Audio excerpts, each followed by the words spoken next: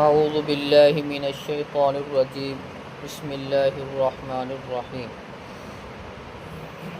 ان الذین یجادلون فی آیات اللہ بغیر سلطان اتاہم، بے شک وہ لوگ جو جھگڑتے ہیں اللہ کی آیات کے بارے میں بغیر دلیل کے جو ان کے پاس ہے، ان فی صدورہم الا کبر، یہ تو صرف جو ان کے سینوں میں ہے وہ تکبر ہے، ما ہم ببالغی، وہ اس تک پہنچنے والا نہیں ہے، فاستعذ باللہ، پس آپ پناہ مانگے اللہ سے، انہ هو السمیع العلیم بصیر، بے شک وہ سننے والا ہے دیکھنے والا ہے۔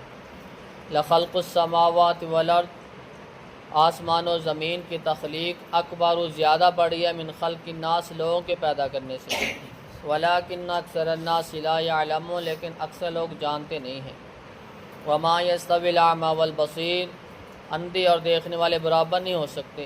والذین آمنوا وعملوا الصالحات، اور وہ لوگ جو ایمان لے جنہوں نے نیک عمل کیے، ولا المسیء، اور نہ برے، قلیلا ما تتذکرون، تھوڑے ہیں جو تم نصیحت حاصل کرتے ہو۔ ان الساعۃ لآتیۃ لا ریب فیہا، بے شک قیامت ضرور آنے والی ہے، اس میں کوئی شک نہیں۔ ولکن اکثر الناس لا یؤمنون، لیکن لوگوں میں سے اکثر وہ ایمان نہیں رکھتے۔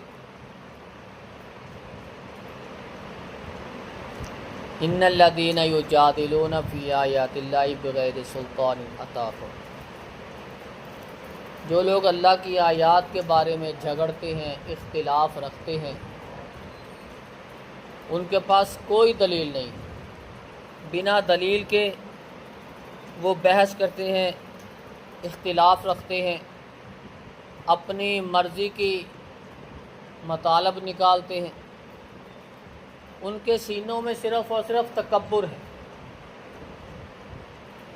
غرور ہے۔ یہ جو چاہتے ہیں نا کہ ہم باطل کو اوپر لے جائیں اور حق کو مٹا دیں، یہ نہیں کر سکیں گے، ان سے یہ نہیں ہوگا، یہ نہیں وہاں تک پہنچیں۔ حق اور باطل، اللہ رب العزت ہمیشہ حق کو بلند رکھے گا۔ دین اسلام کبھی مٹنے والا دین نہیں، وہ بلند رہے۔ یہ جتنی بھی کوشش کر لیں، یہ اس مقصد کو پہنچنے والے نہیں۔ فاستعذ باللہ، پس آپ اللہ سے پناہ مانگیے۔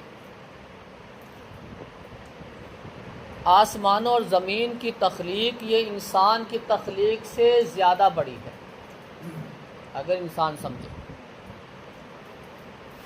اللہ رب العزت کو کیا مشکل ہے کہ انسان کو اس نے پہلی دفعہ پیدا کیا، پھر اس نے اس کو موت دی، پھر دوبارہ زندہ کرنے پہ وہ قادر ہے، وہ دوبارہ کرے گا زندہ، قیامت کے دن کے لیے کھڑا کرے گا سب کو، وہاں حساب و کتاب ہوگا۔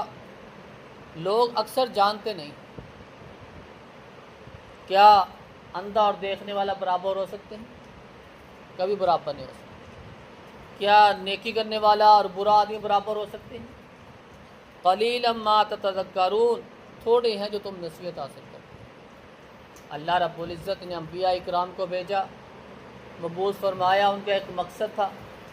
اللہ رب العزت نے آسمان سے کتابیں نازل کی، ان کا ایک مقصد تھا، لوگ رائے ہدایت پہ آ جائیں، ایک اللہ کی وحدانیت کا اقرار کریں، اعلان کریں، اس کے مطابق زندگی گزاریں، جو کتاب نازل کی اس کے مطابق زندگی گزاریں۔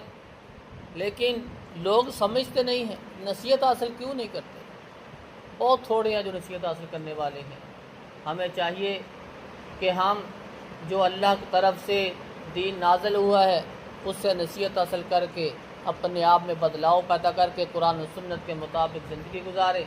اللہ رب العزت سے دعا ہے کہ اللہ رب العزت ہمیں صحیح معنی مومن بنا کر ہمیں قرآن و سنت کے مطابق زندگی گزارنے والا بنائے۔ سبحان ربک رب العزت۔